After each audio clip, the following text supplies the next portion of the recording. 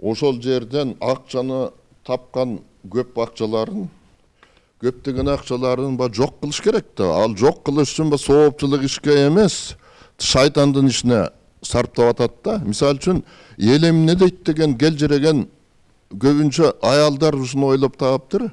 Ошонун себебинен жана кыз узатуу деген эме келип чыгыптыр. Ошол кыз узатуу деген дегели болгон эмес ал. Ал бир 5-6 аял, 3-4 аял, мына мен эсимде да, мен кичинекей кезимде билем, мурун угуп да жүрчүмүн да.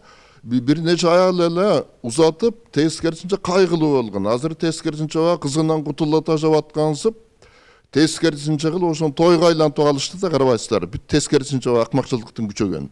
Көрдүңүзбү? Ошол көпкөндүктөн анан акчанын көбүн соопчулук иш эмес, күнөөлүү шайтандын ишине сарптоонун кесепети деп эсептесек болот да, бир сөз. Siz şaytanın işi de belgilep öttünüz. Biz kayısıl aspektler bilen şaytanın işi de dalildeyiz. Sebebi ыйык Куранда айтылганда ысырапкорлор шайтандардын достугундары деп айтылган. Ошондой эле ысырап кылбагыла да буйрук да берилген да.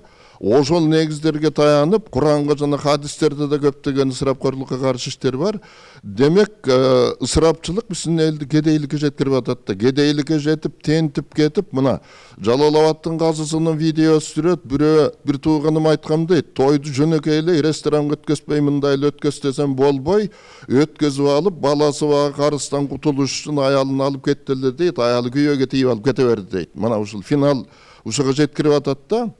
Ошон үчүн биз мындан кутулууну бирден бир эле жолу ата бабабыздын каада салты менен жанагындай кыз узатуу жана түштөндүрүү деген көпкөнчүлүк бу дагы шайтандын азгырыгы. Себеби илгери транспорт жок кезде элдер орто жолдон узак жолдо араба менен ат менен кетип баратканда түштөндүрчү да, орто жолдо дос туугандар тосуп алып уят деп. Эми ошону көпкөнчүлүк менен машина менен саматта 1-2 саатта жетип барчу жерден барып алып, жетип алып, көпкөнчүлүк менен ушундай кылып кыз узатуу деп, түштөндүрүү деп госсекретарь айтып атат, бизден бир эле госсекретарь бар. Ал айтып атат, бир жерден дейт 16 кой союлуп кетти дейт, 16 кой. Президент айтып атат, Садыр бир жерден 7 жылкы бир эле күндө союлуп кетти дейт. Мына жана видеону көрүп атасыздар да, бүт социалдык. Айлайын бир эле жерден ушу бир эле күндө союлуп кетти дейт. Балким угалык болсоңуздар айтып коеюн да. Көрдүңүздөрбү? Бул өтө чоң, бул трагедия калып барат. Элибизди кедейликке, Алла Тааланын алдына күнөөгө батууга, тентип кетүүгө туш-тушка жумуш иштеп кедейленип.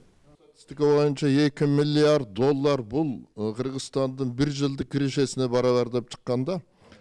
Анан мына Рузвельт деген 4 жолу президент болуп шайланган, мисалы үчүн США-нын. Ошол ар бир мебелди президент болуп шайланганда ал шал болгондо, шал оору 2 буту. Ошол айткан 50% жаңыртыш керек болуп атат, эскирип кетиптир мебелдер дегенди айткан. Мени кыдырткыла, мен көрөйүн деген. Коляскасынан сүйрөнүп алып бүт көрүп, ошол 50% списать этиш керек дегендин баарын бүт жарактуу оңдотуп ремонттап, мына лактап, жерди сырдап, мамуну бекитип койгула деп колу менен шылкылдатып көрүп бошоп кеткен. Анан бизде ошондой жогунан бул болуп атат да. Анан статистикага келсек, менимче аябагындай астрономиялык деңгээлге жетти азырча. Бул боюнча биз Алла Тааланын алдында да күнөөлүү болобуз, бул иш улана берсе. Экономикалык жактан кедейленебиз, анан жаштар деградацияланып, жаштардын аң сезими бузулуп, кыздар күйөөгө тие албай, эркек балдар үйлөнө албай калат. Мына ушундай катастрофага алып келет да бул. Бул улуттук кырсыкка алып келет, чоң кырсыкка, эмитен эсибизге келбесек.